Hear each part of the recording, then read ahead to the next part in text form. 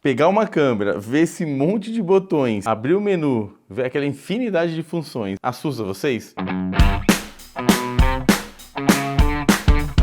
Neste vídeo eu vou ensinar vocês a dominar em 20 minutos as funções, as principais funções de basicamente todas as câmeras de vídeo. Você estará em apenas 20 minutos pronto para saber sobre resolução, shutter speed, frame rate, ISO, abertura do obturador e white balance. Não pira, calma, respira. No final desse vídeo você vai olhar para sua câmera e dizer: agora você sabe quem é que manda aqui. Sempre que você estiver num set de filmagem ou em algum lugar que você for gravar, essas etapas não podem ser ignoradas. Sempre a primeira coisa a fazer é configurar e regular a sua câmera. Ah, e fica até o final, tá? Que vai ter uma surpresa, um bônus especial para quem ficar até o final. Porque em 2025 você não vai mais usar a câmera no modo automático. Bom, a primeira coisa que você precisa definir é para onde você vai gravar, né? Se você vai gravar para o YouTube, se você vai gravar para o TikTok, se você vai gravar para o Instagram, se você vai gravar para um evento, é onde você vai rodar esse vídeo. A resolução, ela vai interferir no tamanho do seu arquivo e na qualidade do seu vídeo. Então você está me dizendo que 4K é melhor do que 1080? Lógico, mas depende. Como assim depende? É melhor ou não é? Fica aí que eu vou te contar isso depois que a gente passar por frame rate. É isso, me lembra de falar sobre, tá? A shutter speed e a velocidade do obturador. E no que isso vai me ajudar? O shutter speed vai deixar a sua imagem mais clara ou vai deixar a sua imagem mais escura.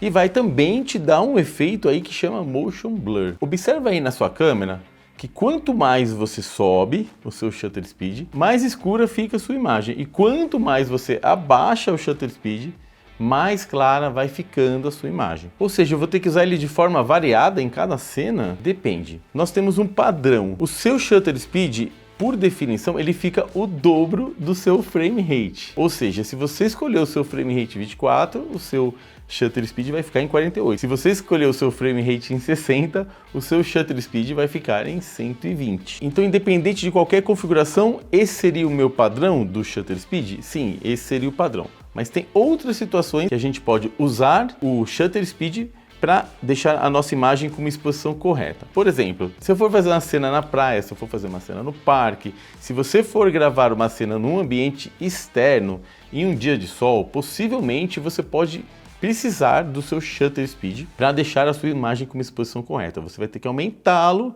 para que a sua imagem não fique muito clara, muito branca, que ela não fique estourada. Isso é o ideal? Então vamos falar sobre motion blur, que você vai entender melhor sobre isso. Nós temos aqui um efeito muito importante para a linguagem do seu vídeo. Sabe quando você está vendo um vídeo e ele tem aquela cara de cinema? Então, é por conta de vários fatores, mas um deles é esse efeito de rastro que você vê na imagem, que se chama motion blur. Quando você vê um vídeo que não tem cara de cinema, é que possivelmente esse vídeo também não tem esse rastro e esse efeito de motion blur. Não tem o rastro, então fica mais parecido com a vida real.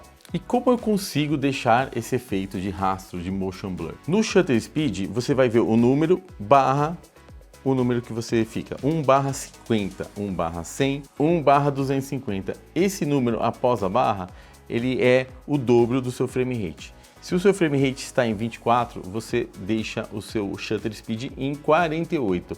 48 ele está baixo e você vai perceber esse efeito de motion blur. Quando a pessoa se mexe, quando a pessoa balança, quando ela anda, você vai perceber esse rastro, esse flicar. E esse flicar é que vai dar a cara de um vídeo cinemático. Quando você aumenta esse número, independente do seu frame rate, você vai perceber uma perda desse rastro. Observa aqui nas imagens como esse rastro é diminuído. Então, se você deixar o seu shutter speed em 100, 250, 500, por exemplo, num dia ensolarado, 500 ou 1000, você vai perceber uma imagem bem mais dura, uma imagem com bem menos rastro. E esse menor rastro vai dar essa cara de realidade, tirando essa linguagem de uma cara de cinema, uma característica de um vídeo de cinema. Então você está me dizendo que se eu quiser um vídeo com cara de cinema, eu vou ter que manter o meu shutter speed baixo? Sim.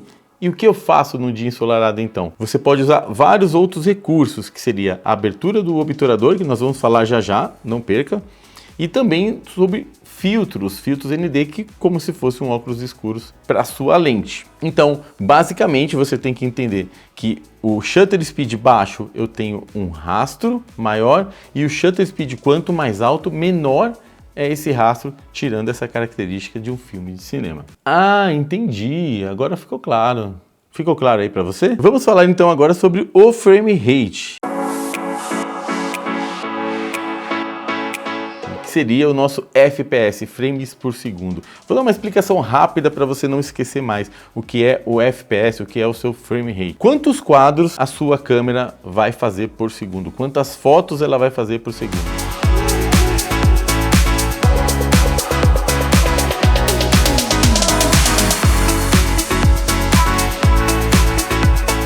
Se eu escolho o meu FPS em 24, em 1 segundo eu tenho 24 frames. Se eu escolhi 30, em 1 segundo eu tenho 30 frames. Se você escolheu 60 frames em 1 segundo. 120 frames em 1 segundo. 24, 23 e 97, 25, 29 e 97, 30, 60, 120, 240. Eu vou facilitar muito para você. Sou muito legal. 24 FPS, cara de cinema. 30, cara normal. 60, normal. E também você pode usar para fazer slow motion. 120, 240 para você fazer slow motion.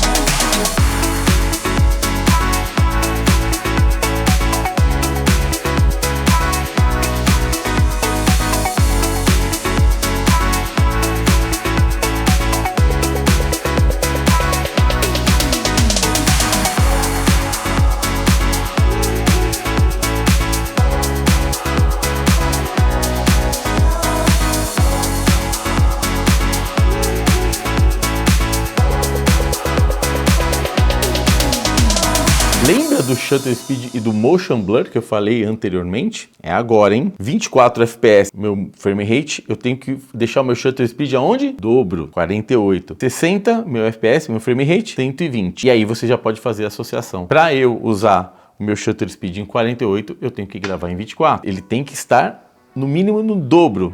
Eu não posso escolher o 60 e gravar em 48. Porque não vai dar um foco cravado, vai danificar a sua imagem. Então, se eu quero gravar com um cara de cinema, eu gravo 24 e o shutter speed em 48, eu vou ter um motion blur e esse efeito de flicagem.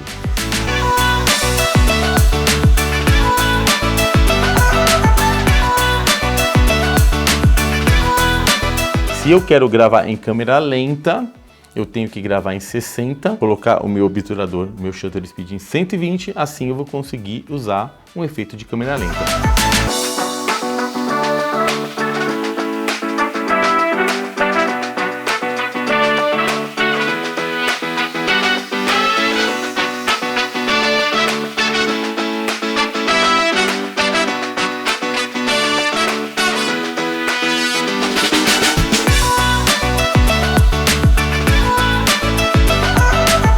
Para mais câmera lenta, se você quiser uma câmera lenta mais lenta, aí você vai para 120, 240, que vai depender aí da sua câmera.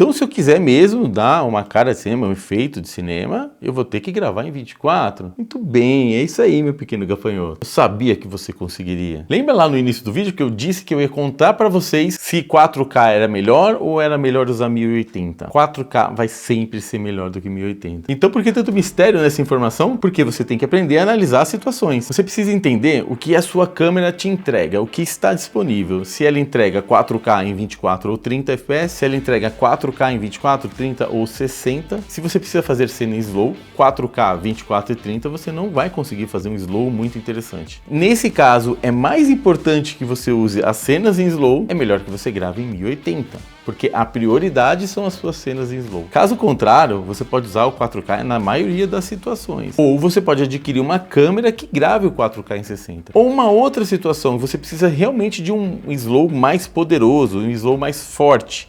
Você precisa gravar em 120 ou 240. Poucas câmeras gravam 4K em 120. Daí você vai ter que ir para o 1080 gravar em 120 ou 240. Ou seja, você tem que entender a situação que você precisa. Preciso de mais resolução ou eu preciso de mais slow motion, de mais FPS. Tem uma outra situação também, que é o tamanho do seu arquivo. O 4K é muito maior do que o 1080. Então imagina que você está num lugar que você tem que gravar uma palestra, você tem que gravar uma apresentação. E daí você vai gravar por muitas horas e você precisa economizar espaço no cartão. Ou você não tem mais cartão, ou realmente são muitas horas para pouco cartão, para pouco espaço. Aí você pode diminuir essa resolução dependendo de onde você vai exibir esse vídeo. Se você vai exibir numa TV muito grande, numa apresentação muito importante, se você vai mandar para um Netflix, ou se você vai simplesmente mandar para a internet ou guardar isso como arquivo. Aí você pode usar o seu 1080 tranquilamente, mesmo que ela tenha uma resolução menor, o arquivo vai ser bem menor, bem mais compactado, melhor para você guardar e caber toda a apresentação no seu cartão. Ou você pode também adquirir mais cartões ou cartões maiores, que não tem problema nenhum. E continuando as nossas configurações, nós vamos falar agora sobre o ISO. O ISO, basicamente, ele é a sensibilidade do seu sensor. É onde você vai trabalhar a sua exposição. Quanto está claro e o quanto está escuro na sua imagem. O sensor, ele tem um ISO nativo, que significa que ele não vai fazer nenhuma amplificação digital. A luz vem pela sua lente, entra pelo seu sensor, ele vai para o seu processador. Se estiver muito escuro e você precisar de mais luz ou não tiver mais luz, você pode aumentar esse ISO. Isso é uma espécie de uma amplificação. E o quanto mais você amplificar, mais luz você terá. E o contraponto disso é que a sua imagem vai ter ruídos, noise, grãos, ela vai ficando um pouco deteriorada por conta dessa amplificação.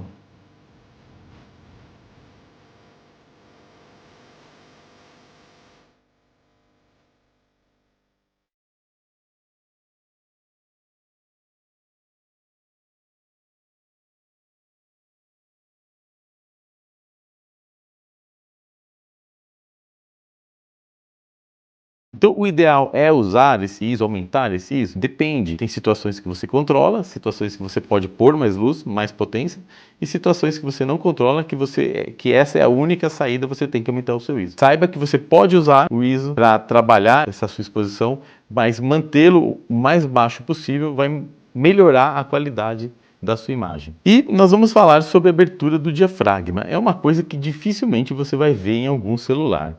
Mas já nas câmeras ele está disponível. Sabe aquela imagem com o fundo desfocado? Que você olha e fala, que imagem linda, que imagem de cinema, e o fundo está todo desfocado?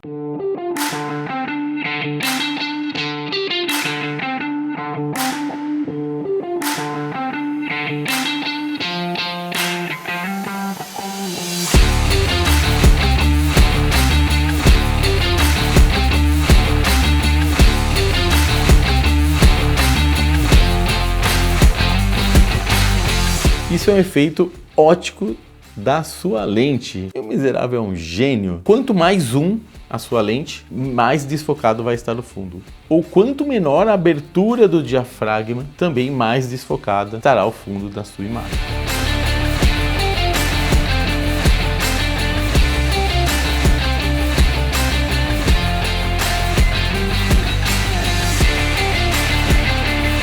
É a famosa profundidade de campo. Ih, complicou. Começou a falar difícil.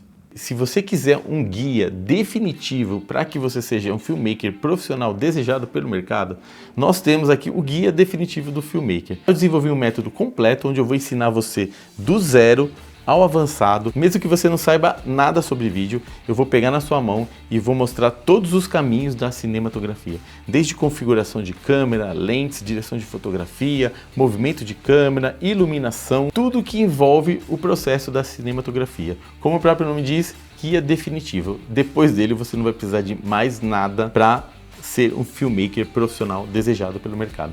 Clica no link que está aqui na descrição ou no primeiro comentário fixado e vem fazer parte ainda em preço promocional do nosso time de filmmakers profissionais. Não foge do vídeo, continua que no final ainda vai ter uma surpresa. Diafragma da lente. Diafragma é o quanto a lente deixa a luz passar. Grosseiramente, na prática é isso. Quanto mais fechado o diafragma, mais foco você tem, maior a sua profundidade e menos luz essa lente vai deixar passar. E quanto menor o diafragma, quanto mais aberto o seu diafragma, ou seja, esse número vai estar menor, menos foco, você vai ter menos área de foco, menos profundidade de campo, vai ter, ou seja, o seu fundo vai ficar mais desfocado e mais luz vai passar pela lente. Basicamente, grosseiramente, essa é a função da abertura do diafragma. Profundidade de campo em si, eu vou falar isso em um outro vídeo. Então, quando você for comprar uma lente para sua câmera, então observa qual abertura do diafragma ela tem, se é de 2.8 a 16 ou a 20, 22, se é de 1.8, se é 2.0, 3.5, 4.0, porque quanto menor, mais clara vai ser a sua lente e maior vai ser o desfoque do fundo quando você usar. Quer caprichar? Quer ter um vídeo com cara de cinema? Então aproveita e usa a maior abertura do diafragma da sua lente. Assim você vai ter aquele efeito que muitos telefones tentam imitar, vai ter aquele efeito de cinema com o fundo desfocado. E por último, e não menos importante, vamos falar sobre o White Balance. Eu adoro falar sobre o White Balance, que é sobre temperatura de cor. Fica até o final que eu vou te mostrar o bônus e o quanto esse conhecimento sobre o White Balance vai fazer diferença na sua cinematografia. As luzes, elas têm um espectro de cor e a temperatura de cor varia mais ou menos de 2,5 a 6,5 na escala Kelvin. Tem outras temperaturas, mas o que nos interessa basicamente são basicamente essas. 2.500 Kelvin é o mais amarelado, mais quente, e quando a gente sobe isso até 6,5, vai para uma temperatura de cor mais azulada. E o que isso tem a ver? Os nossos olhos se adaptam a essa variação de temperatura de cor, mas a sua câmera não. Nós temos que avisar a nossa câmera qual temperatura de cor as luzes estão. Ah, mas não tem o automático? Tem, mas você está aqui nesse vídeo para aprender a não usar o automático. Você pode até usar o automático em algumas situações. Você não vai querer a sua câmera variando de cor a cada take que você fizer. Imagina a situação de você editar um vídeo com mais de 300 takes, todo take ter variado de cor. Por isso nós temos que avisar as câmeras qual temperatura de cor as luzes estão.